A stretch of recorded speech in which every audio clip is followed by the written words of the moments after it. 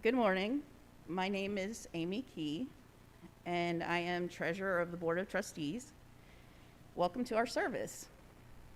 Unitarian Universalism encourages an open-ended search for meaning in life and a commitment to asking our values to shape our actions. We are a pluralistic religion that draws wisdom from many sources. We welcome all people into our beloved community of whatever age, race, class, ethnicity, physical ability, sexual orientation, gender identity, or religious background. We especially welcome those of you who may be worshiping with us for the first time. Also, those of us who are with us online today, we invite you. Those of you who are with us here, we invite you to join us after service downstairs for conversation. And guests are welcome to participate in any activities in our community along with members. And let us take a moment now to greet someone nearby. Please be conscious that some people may be more comfortable with contact than others, so please ask permission for handshakes as you do greet one another.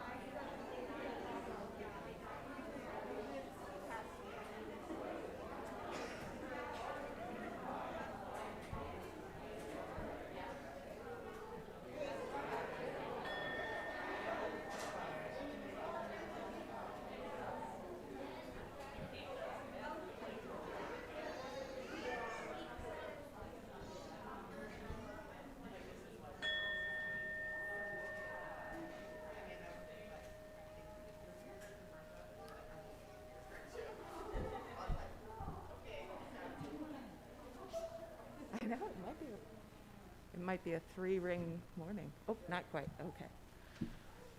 So there are many ways to find out how to get involved in our congregation. We have a calendar online. We have a few events listed in the bulletin that you got with your hymnal. And each week we also spotlight a particular way of getting involved in the congregation. So today I'm going to read a message from Reverend Jay that he did send out to the, also we have the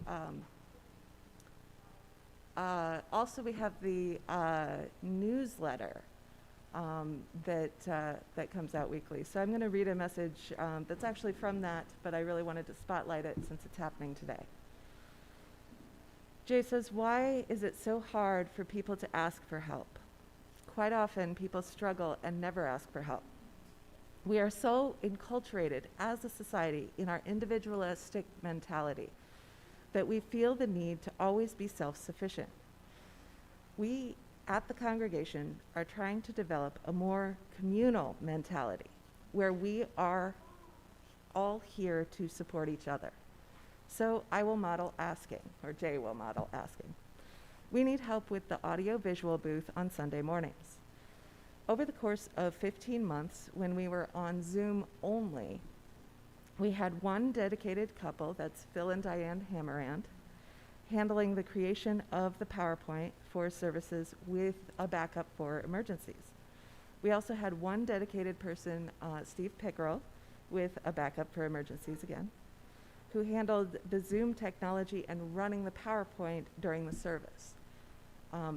Please thank these people for their dedication.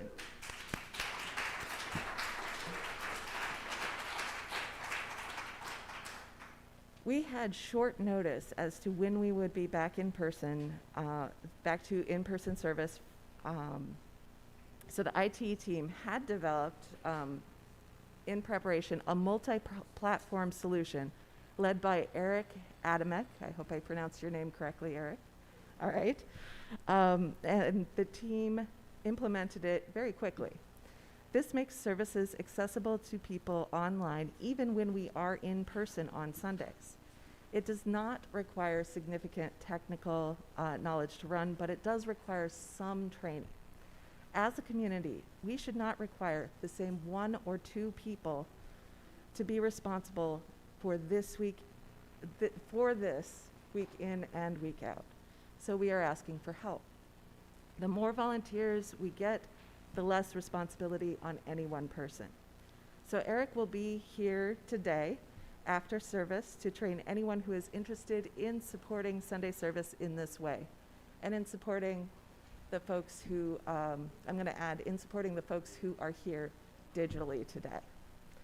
Thank you for considering this. That was a message from Reverend Jay.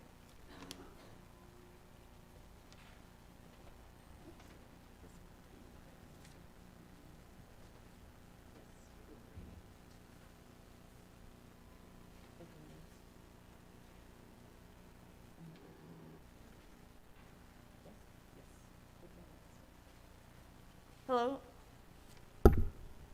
Vertically challenged. My name is Christy Key. This is my first time speaking during service. For our friends Taryn and Joe who listen online because they are unable to see, I'm a brown woman, short, medium black hair, lots of gray in there, and a red top and tan slacks. The opening words for today, I'm taking a quote from the song Towards the Sun, which is from a movie called Home. Some of you may have seen it with your children. Some of you may not have. Lost my faith and trust. You and I know gold don't turn to rust. I still swear that we can reign like the kings and queens of better yesterdays. Turn your face towards the sun. Let the shadows fall behind you. Don't look back. Just carry on. And the shadows will never find you. And now we'll do the chalice Friday. Usually, is this possibly a bonus round?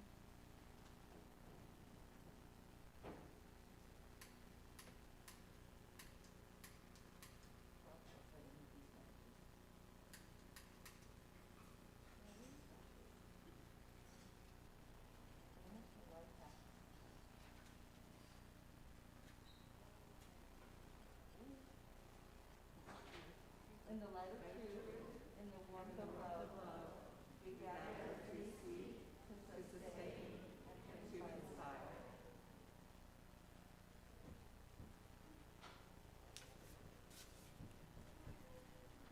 And now I'm doing land recognition.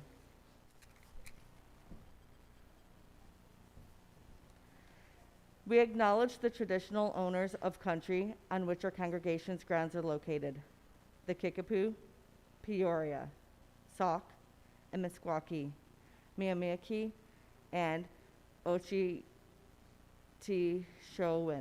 I apologize. And recognize their continuing connection to land, waters, and culture. We pay our respect to their elders, past, present, and emerging.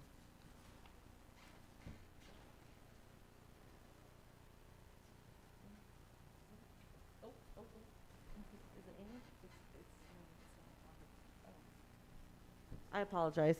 And now we welcome Miss Aubrey for kids of all ages. Friends, please feel free to join us up front if you feel comfortable.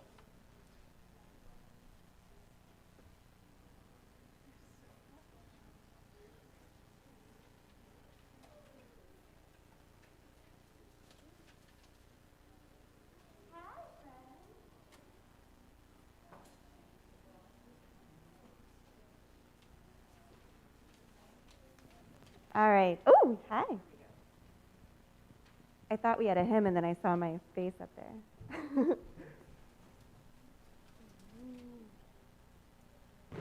Oh, hi, guys. All right. So I'm going to have you all, if you would like, I invite you to take one of these rocks, and we're going to hold them in our hands today. Carrying words for all ages. So let's start with Emma. I see your name is Emma. And Xavier, would you take one and then take it over to Ava? Take the basket to Ava? No. Ada. Sorry. What am I saying? Sorry, friend. All right. So we are going to, if you want, you can hold these rocks in your hand while we read this book about the everything seed. And you can pretend that that rock is a seed, okay? It feels so nice and solid and really smooth. All right, so this is one of my favorite books, The Everything Seed. Who has heard this book already? You guys heard this? I know. Where's Abel? Abel has. All right. Yes, friend.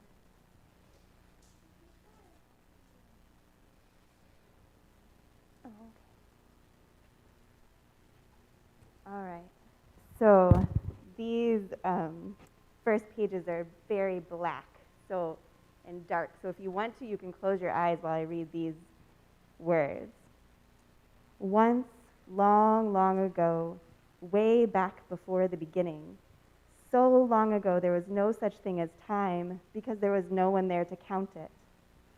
Everywhere was a huge, deep, mysterious place, like something waiting to happen. There were no stars, no sun or moon. There was no place like Earth, not a drop of water or a single tree or rock or flower, and no living beings anywhere. But in that deep waiting space was hidden the tiniest point of something no bigger than a seed. It was not a flower seed. It was not an oak tree seed. It was not a seed of corn, although all those things were included in the seed. You might call it an everything seed, because that is what it became. You have your seeds, hold them tight. You can see the swirling seed.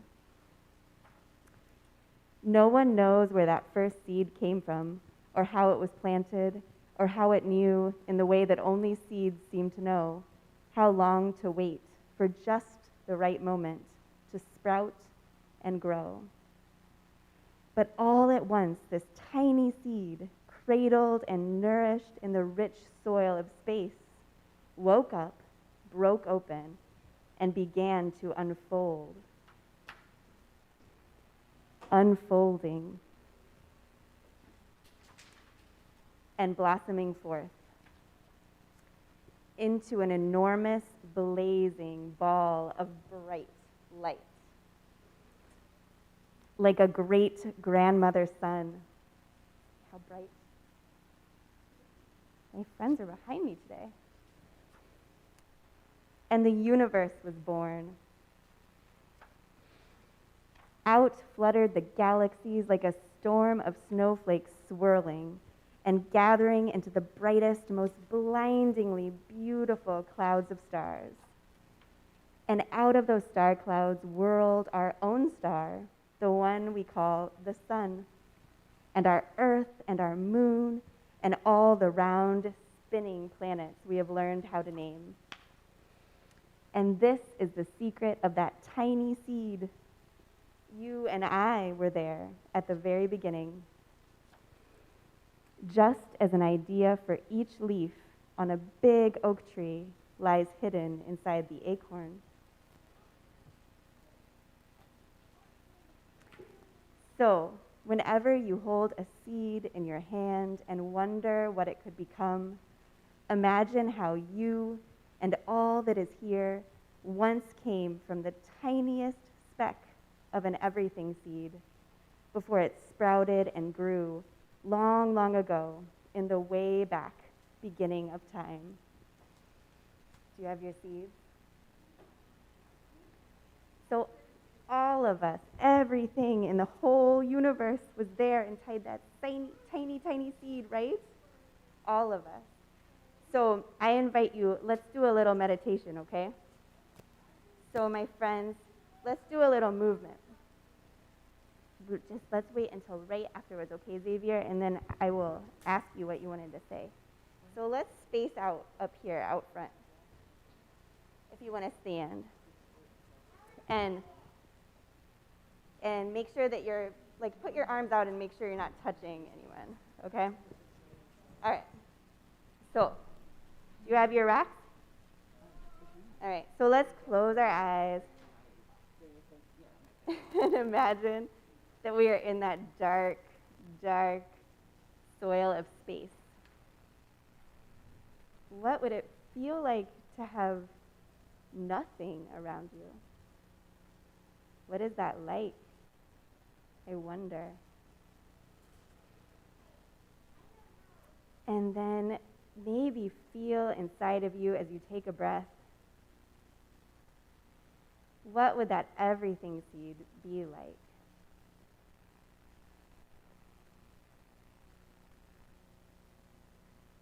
And we know that at some point, for some reason, there was so much heat, right? That everything seed started to grow. And as you take a breath, feel that growing inside of you.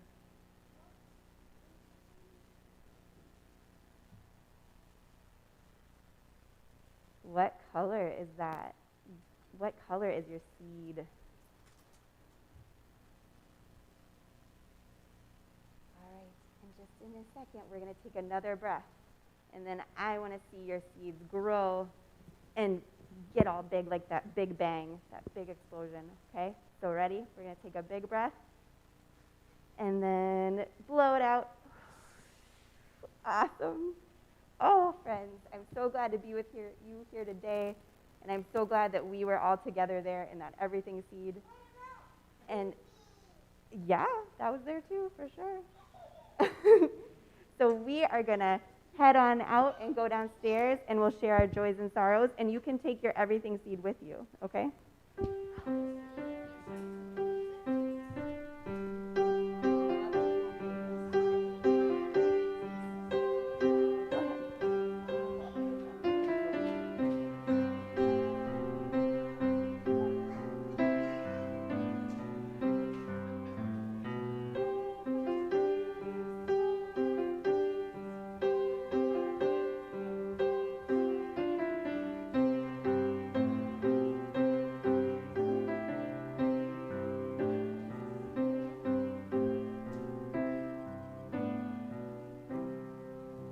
Please rise in body and or spirit for singing hymn number 354, We Laugh, We Cry.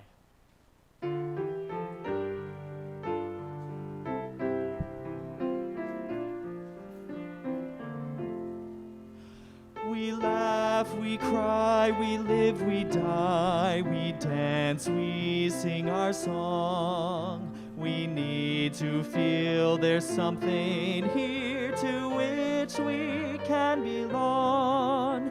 We need to feel the freedom just to have some time alone.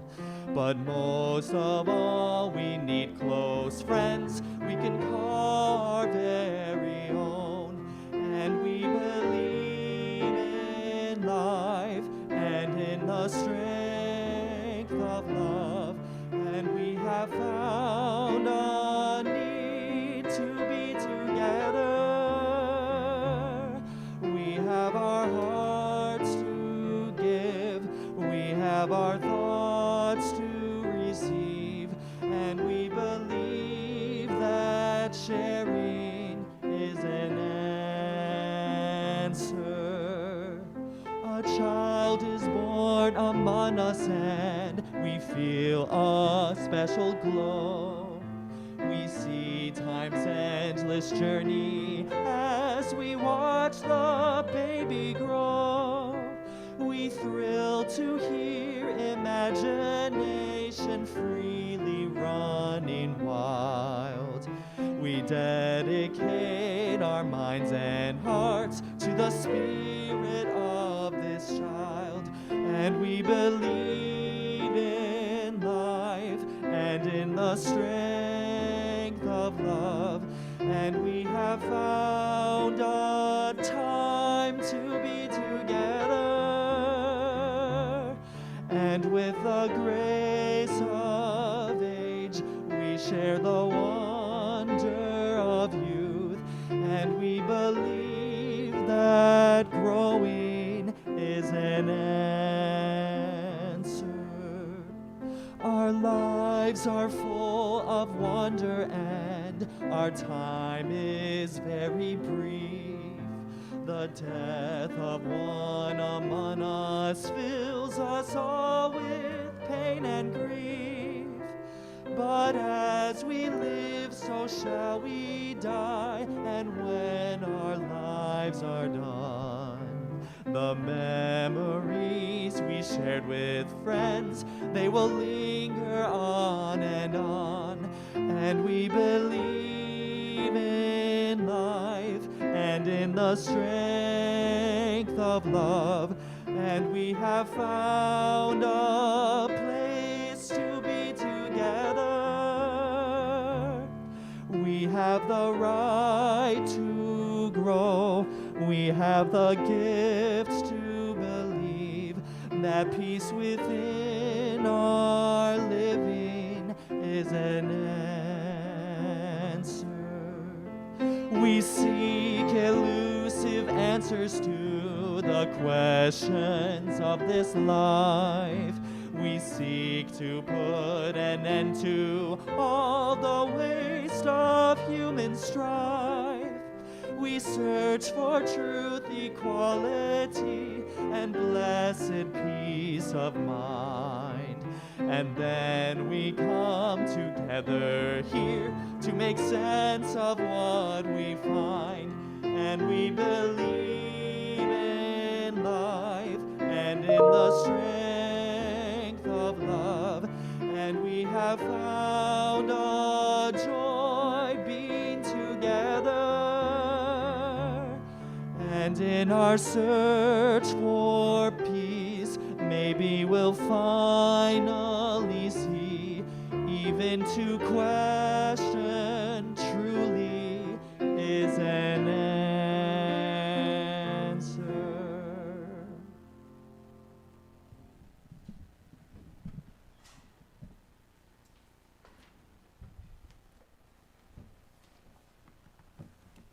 Thank you. Beautiful as always. That was not high enough. How's that? Good? All right. So we seek elusive answers to questions of this life.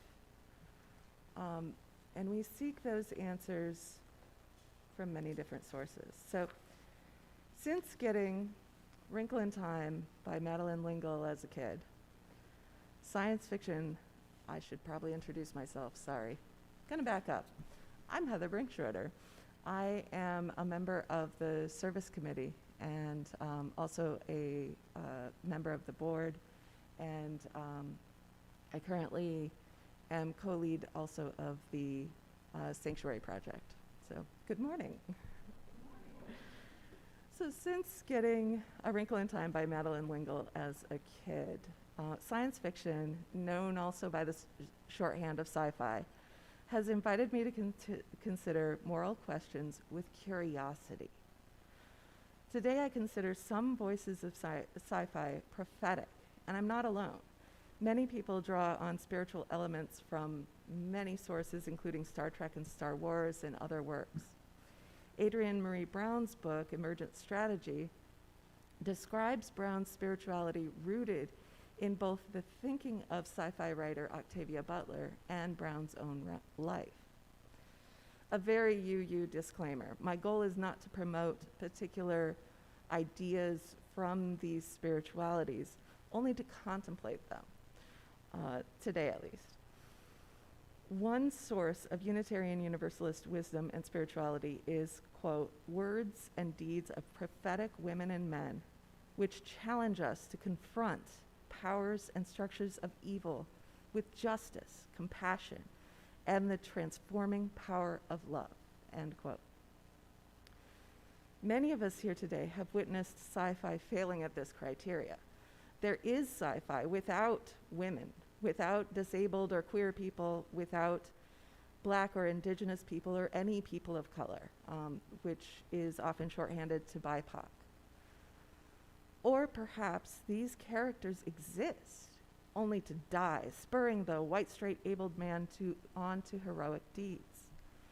Or they exist as villains, sometimes not even shown or said, but coded. Perhaps the code uses a lisp and an excellent fashion sense for gay, or aliens with black coded features but skin from the crayon box. The main characters smash everyone they meet. Many portrayals of space exploration justify the colonialist model of expand, conquer, exploit. Whew, what a mess. Is sci-fi even worth it with all that? If we abandoned entire genres on this basis, then we'd have nothing left. Luckily, our sci-fi ancestors have modeled UU principles such as inherent worth and dignity, encouragement to spiritual growth, free and responsible search for truth and meaning, and justice, equality, and compassion in human relations. Combined, these principles provide grace, the space and support to learn and change and grow. The work of spiritual ancestors such as Gene Roddenberry and Octavia Butler is continued today by Taika Waititi, N.K. Jemisin, Nisi Shaw, and too many creators to name today. I wish I could list them all. Science fiction has been transformed from a generally oppressive genre to one of the most diverse, and that's especially mainstream. Yes, elements I mentioned are around, but truly inspiring sci-fi is getting easier to find. So why is this important? To quote Jessie Gender on her YouTube video, How Superhero Films Misunderstand Revolutionaries, quote, "It's actually the point of these fictional universes and stories to have these nuanced conversations in a fictional context instead of a real world one, so we can work it out and actually analyze our values." Sci-fi is particularly well equipped to tackle systematic racial barriers. As a genre, sci-fi has the ability to bring an abstract other in the form of, say, aliens, time travel, or previously undiscovered beings, to explore our values in these hypothetical situations. The genre can dream of new cultures, new ways for cultures to interact, or open us to new possibilities. Some possibilities include what right-wing extremists bemoan as politics in my science fiction. The Gamergate harassment campaign about 10 years ago taught us exactly how harmful internet trolls can be. But gender and racial politics in sci-fi didn't start with the all-female remake of Ghostbusters or Marvel's Black Panther. Star Trek has always had diverse crews, and before that, less mainstream sci-fi explored new worlds and new ways of being. If that's politics, it's always been there.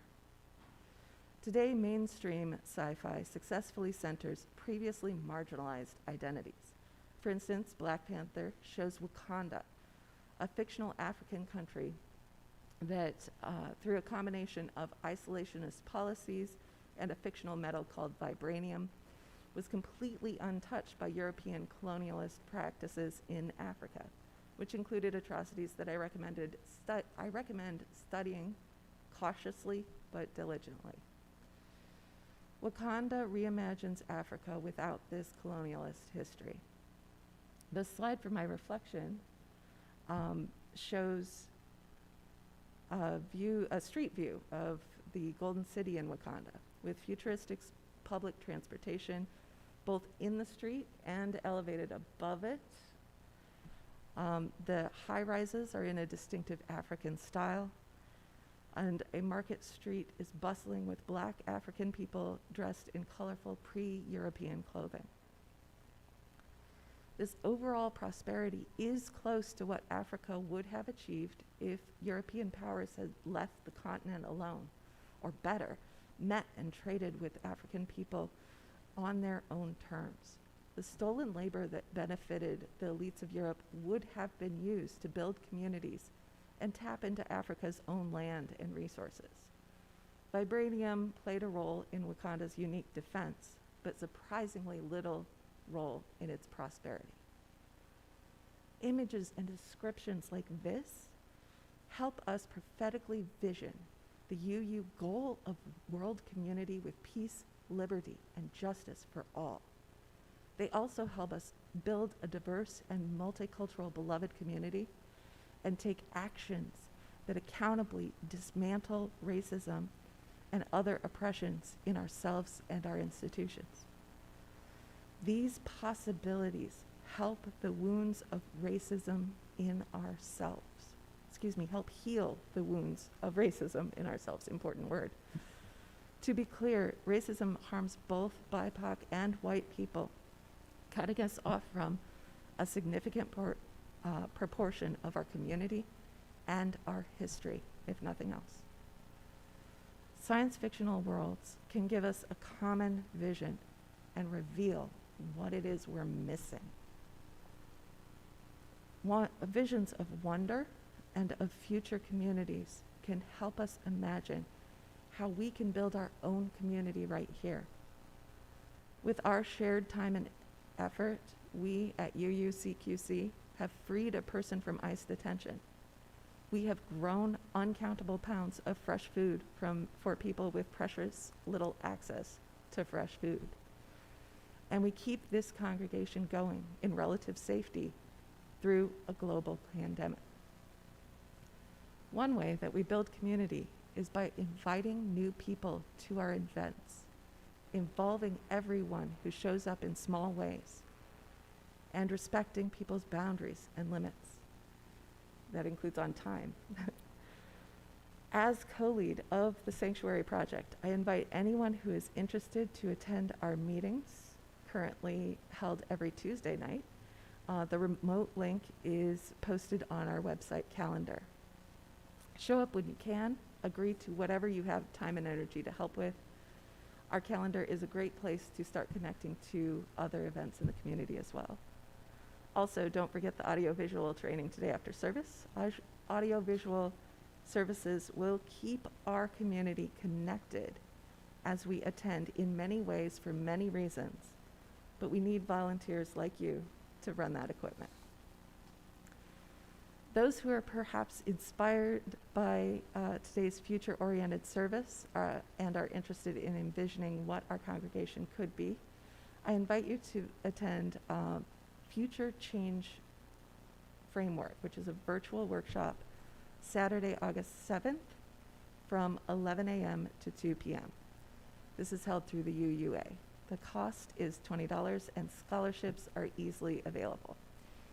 Ian Burbridge of Britain's RSA Lab will strive to answer questions like, and I quote the UUA description, what old practices do you need to let go of? And what are the ones you need to restart?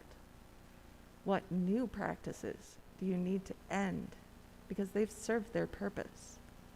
And what practices do you need to amplify for a post-pandemic future? End quote. Get the sign-up link and or a scholarship by contacting Reverend Jay Wolin at minister@uucqc.org or by phone at 563, this is the main office, 359-0816. So you may also find the workshop at uua.org if you search Future Change Framework. And again, that's Future Change Framework. Another way we connect to the larger UQC community is by sharing our weekly offering with a local organization chosen each month by one of our social justice projects. This month, the Sanctuary Project has collaboratively chosen the Esperanza Center which provides free immigration legal assistance. They also provide culturally appropriate food to immigrants in the QC region through free distribution events. Be as generous as you are able. Once the basket passes you, if you feel moved to do so, we invite you to come forward to light a candle to mark a joy or sorrow in your personal life. With Wander, My Friends by Bear McCreary from Battlestar Galactica Season 1, performed by Justin Lebo, we now enter this sacred time.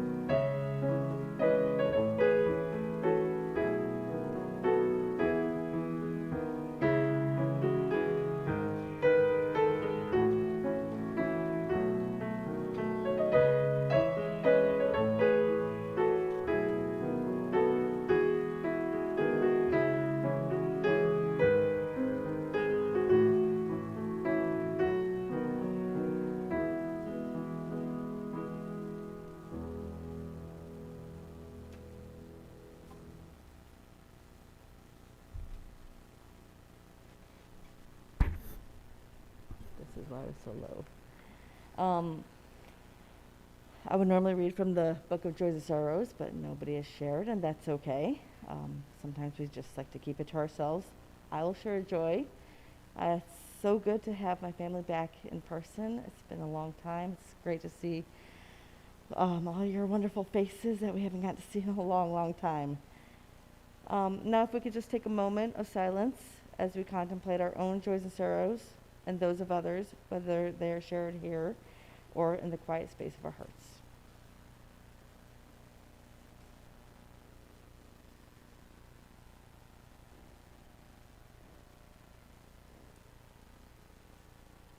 Thank you.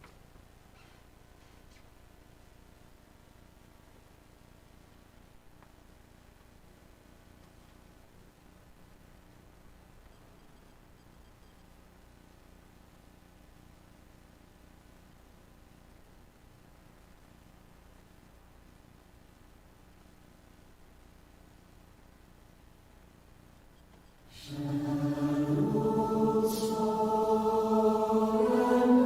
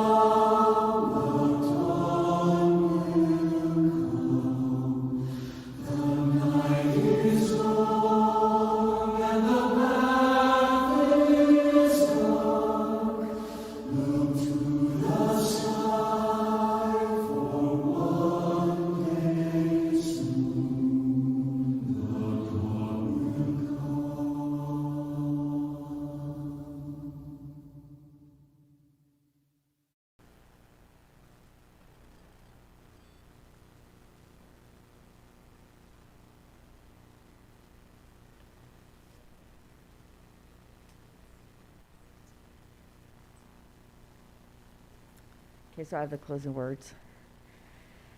Today I'll be discussing the movie Home and how it relates to colonialism. Home is a really fun movie, and if you haven't seen it, there will be some spoiler alerts in here, so I apologize. This gives you more reason to watch it, so you know what I'm talking about. But it is a really cute movie. Home is a 2015 American computer animated science fiction film. The movie features an intergalactic race of little purple alien creatures called the Boov, which, if you try to type it up with voice to text, it will misspell it, so make sure you use a V like victory. They have squid-like legs and long purple antennae that rest in buns at the sides of their heads. The Boov supreme leader is Captain Smek, who is voiced by Steve Martin. Captain Smek is, to put it simply, a hot mess. He believes his best qualities are being scared easily and running for his life. He also encourages all his loyal subjects to run for his life on a regular basis. The Boov value loyalty and uniformity. The reason Captain Smek and the Boov are running for his life this time is because Smek has stolen a small rock in an egg shape from the Gorg commander. The Gorg is a different intergalactic alien species. He has really long arms that reach the ground. One hand has suction-type pads on it to grasp items. The Gorg travel in a huge triangular-shaped ship that flies through the universe. In true Smek fashion, he attached a tiny rock stolen from the Gorg commander to a pole, and he calls it the shusher. He uses it to shush people by bonking them on the head. Any children around here? He literally whacks them on the head. Smek is your basic bully who thinks he knows everything and doesn't listen to others' opinions. The Boov's destination is to hide from the Gorg to Earth. Captain Smek has convinced the Boov that he knows all there is to know about the way that the humans live. He demonstrates by showing them all the wonderful things he's discovered on the planet Earth, like his inhaler, which is a blow dryer, just pops it right in there, and his stress blankie, which is a huge roll of bubble wrap, and he fits right in there, so he just rolls around on the bubble wrap. He's also convinced that the Boov that the humans are simple and will only benefit from the improvements that the Boov will provide for them after they relocate the entire population to Australia. Captain Smek and the Boovs can only see their own perspective, and it doesn't seem like they even try to talk to the humans before making decisions for them. They decide what human items are useless and should be removed via more bubble-type contraptions. They believe that they're doing the humans a favor, and they relocate the humans to another location. Clearly, the Boovs are not UUs. They are not respecting the inherent worth and dignity of every person on the planet. While the Boovs are on Earth, the main character, O, meets a human girl, Gratuity Tucci, also known as Tip. She's a 7th grade black girl who only wants to find her mom, who was relocated with all the other humans. The only reason Tip got to stay is because of her cat, Pig. Pig got scared and jumped on her head. The Boovs were scanning the area and detected Pig the cat as non-human, so they released him. The Boovs believe that the Gorg want to destroy them, when really, the Gorg just want to protect their offspring, who are all contained inside the tiny rock. Spoiler alert. That Captain Smek has stolen. I mean, don't we all just want to be able to watch our children grow to be decent human beings who treat people with respect and appreciate others' differences? The humans are also much more advanced than the Boovs understand. This is parallel to real-world conflicts and show how colonial powers like the U.S. and European nations get involved in international affairs, often making things worse rather than better. If the Boovs had just taken the time to stop and meet the humans, they could have had a productive conversation and learned that the humans just wanted to live their lives, much like the Boovs. The Boovs could have learned to live among the humans, learn how to live, and maybe even educate the humans on how they do things as well. If the Boovs had only talked to the Gorg, they would have been able to return the priceless rock containing the Gorg's offspring inside, instead of fleeing their former home. And compared to real-world events, where colonial powers' military involvement leads to the destabilizing of nations, causing so much violence that it forces refugees to flee their homelands. Ultimately, the message of Home is an anti-colonialist one. It's about being the one to break rank and stand up for what's right, even when that means that you're standing alone. If only people could do that too. While we as people have so many differences, we also have so much in common. I can't speak for others, but I want to be loved and appreciated for my qualities. I want people to recognize my strengths and be forgiving of my faults. I want people to see me for who I am. I work hard and I love hard, but I do make mistakes. I help others as I can, and I try to live by the 8 principles as much as possible. I would love to see more people give each other a chance to learn from each other, to respect each other. As we reflect on the movie, an important part that you should know is that O is voiced by Jim Parsons, an out gay man. Tip, a black main character, is voiced by Rihanna, who is a black female. This is relevant because in a sci-fi movie, the villain is often the black character, or the gay person, or even the monster. But in this case, the hero and main character, whom are truly wonderful characters, are voiced by a gay actor and a person of color. Representation is so very important, and our children should be able to see themselves in not only a positive character, but the lead or even the hero. Thank you.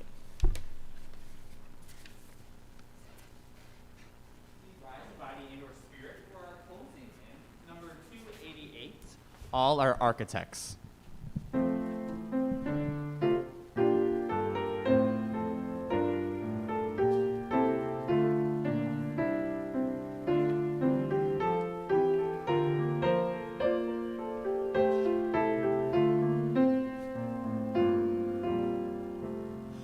All are architects of fate, working in these walls of time, some with massive deeds and great, some with ornaments of rhyme.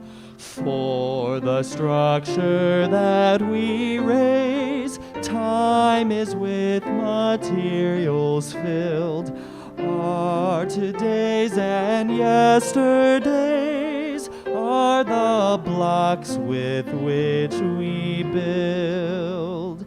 Build today, then strong and sure, with a firm and ample base, and ascending and secure, shall tomorrow find its place.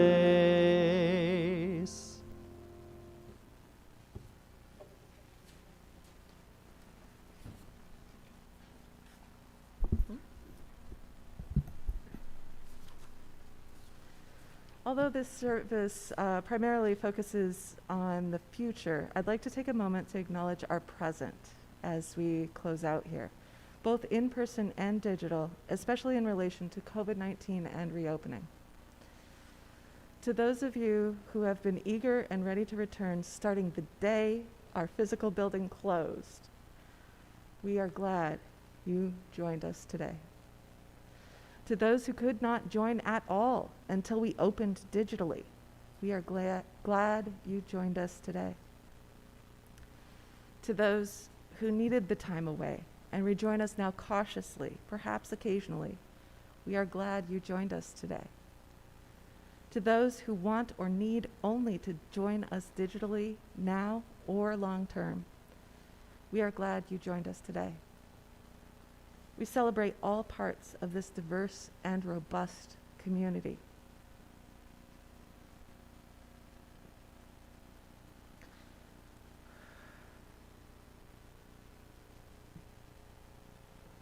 Sorry for the overpause. For those who have lost important people and parts of our lives, we hold you, though perhaps with Jedi arms. Or Jedi hugs, rather. For those who have gained unexpected blessings, we celebrate with you.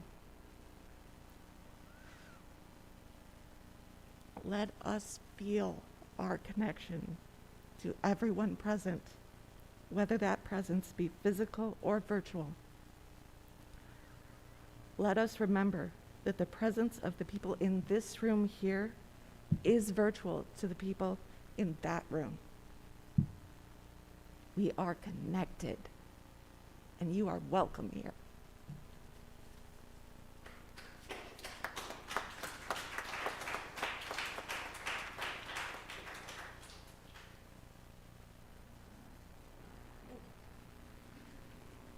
Now please join me for the closing chalice words.